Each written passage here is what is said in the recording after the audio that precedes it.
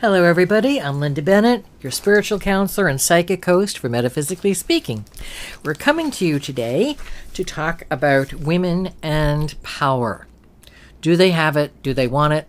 Why don't they have it? Why don't they want it? What is women's power? Where does it come from? And why do men hate it? So you can pick us up on YouTube, the World Wide Web, Facebook.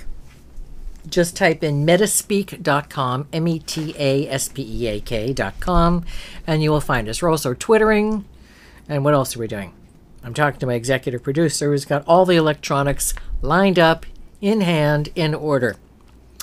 Okay, so many people talk about when the female president is going to happen. It should have been Hillary Clinton. Too bad it didn't happen. And I blame, guess who? Oprah Winfrey. I blame Oprah Winfrey because she has such credibility for the wonderful things she's done for this country and for the world, and for her overall intelligence. I think Barack Obama would have made a fabulous vice president in the first time around, and Hillary would have made a fabulous president. He very wisely made her Secretary of State because she basically already knew most of the people in the world when her husband was president, and she's done a fabulous job. But Barack Obama has now learned how to be president. And also, hopefully, he will become president the second time because he has things in order. And you have to look at not just the man, but what he represents, who he will appoint, the things that he is responsible for and how he will handle them. And everyone, even his detractors, talk about how cool he is under pressure. You can't have an hysteric of any kind as president. So it is my prayer that you put your politics aside. I love that the pizza store guy who grabbed him and gave him a big bear hug and lifted him off his feet. And the guy said, I'm a Republican, but because I'm voting for you because I like the way you're running the country, or whatever he said exactly. I can't remember. But women's power. How come women haven't been president yet? Well, remember, we didn't have the vote. The Constitution refers to men, not to women. And then people say, well, they meant women. No, they didn't mean women. They meant men. Because women were considered a necessary thing to have in the house, to run the household, to make children, to take care of the husband, but really not that important otherwise. Unless it happened to be an educated couple, and women did go to colleges. They had to have a lot of money behind them, come from very wealthy families who valued education. There were women doctors. There were women scientists. Madame Curie is one of them. There were women nurses. Clara Barton is the one who founded the Red Cross. Florence Nightingale founded modern nursing. She's the one who went into the so-called hospitals and saw raw sewage running through the hallways and realized that germs and health don't mix. So women have been pivotal. Supposedly Mozart's wife wrote music, but people threw it out because, hey, she was a woman. How did this all happen? Well, in Atlantis, we taught that the male-female energy must balance each other because God is both male and female, and in perfection neither. Guess what? In so many lifetimes, you will function in a male body, and then after that, you'll function in a female body. Then you'll go back to functioning in a male body. Then you'll go back to functioning in a female body. And towards the end of your need for a physical body on your spiritual journey, you'll pick whatever is comfortable for the lessons you have to learn at that particular point. Why do you do this? So that you can learn the lesson of the balance of the male-female energy.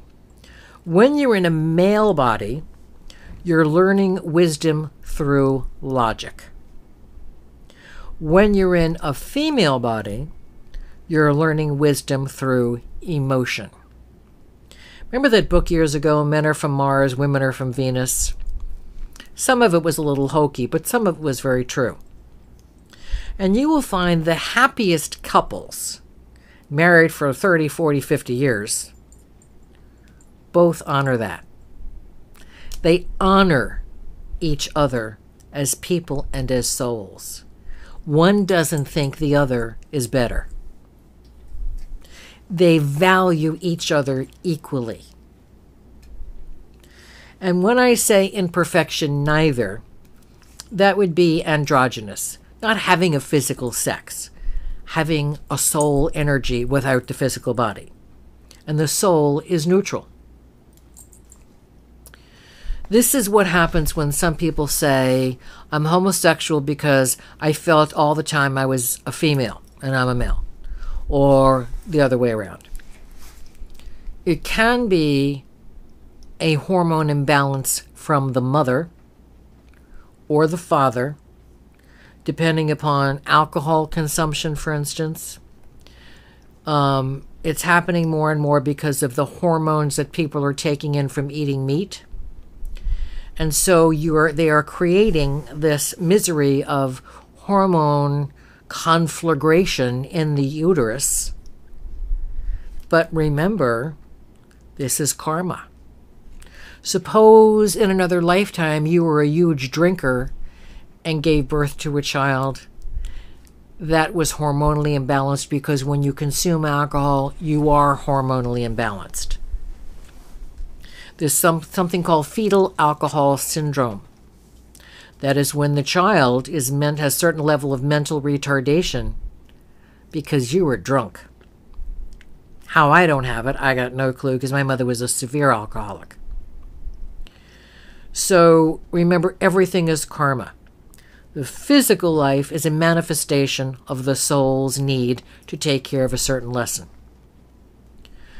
My point of view is you don't chop off body parts and take hormone shots to convert into another sex. You deal with what you are. And in ancient times, souls would come through to certain couples who had guidance from the male or female priest, who would say, look, there's a child that wants to come through with you. You're a tolerant person. You will help them through the tragedy of their confusion. They need to come through because certain situations are going to take place, and they're very good at that. Maybe they're a very good doctor or a very good herbalist, and we need somebody in the village. We need somebody in town. And so this child was a man for several lifetimes, is coming through as a female now, so you have to counsel the child. And children had spiritual guidance, and they were guided in the right direction. And the herbalist gave them certain herbs to help them balance.